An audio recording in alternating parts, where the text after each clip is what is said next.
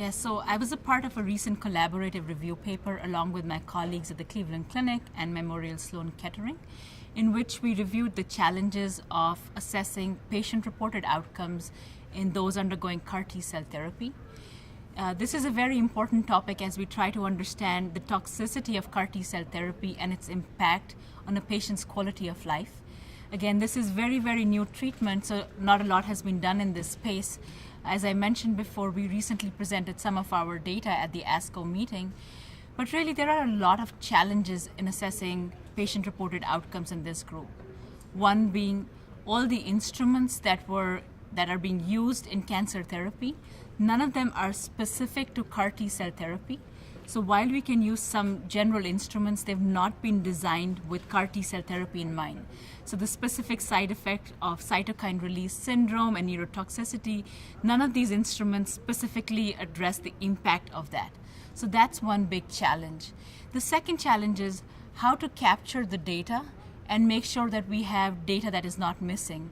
A lot of patients undergoing CAR T-cell therapy, especially the sickest ones, will be in the ICU at day 7, day 14 because they have cytokine release syndrome or neurotoxicity, and that can result in missing data. So what that can look like is the patients who are doing really well fill out the questionnaires and the quality of life looks good, while the sickest patients, there might be missing data. So those are some of the challenges. What we did come up with a consensus is that in the first month or so, because so many changes are happening in the side effects, we should frequently check for quality of life about every week, and that will help mitigate some missing data. If someone was too sick to answer a question 1 week ago, maybe we can capture them in week 2 or 3, and then we'll have some data in month 1. And thereafter, we should at least check it monthly, but we also need not forget that we need to follow these patients for a long term. We have no data right now to say what happens to a patient who undergo CAR T-cell therapy 5 years, 10 years from now. We know from allogeneic stem cell transplant, from studies that were done many, many years ago, that these patients continue to have long-term side effects which impact quality of life. And we need to understand if that's still the case for patients undergoing CAR T-cell therapy.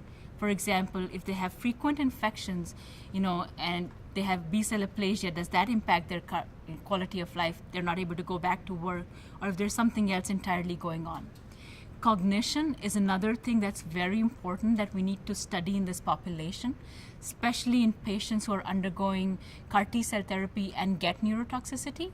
A lot of them seem to recover back to their baseline, at least when we look at it crudely, but what we don't know is, does that have a subtle impact on cognition, that when the patient goes back to work or goes back to their day-to-day life, if that has a significant impact on their quality of life.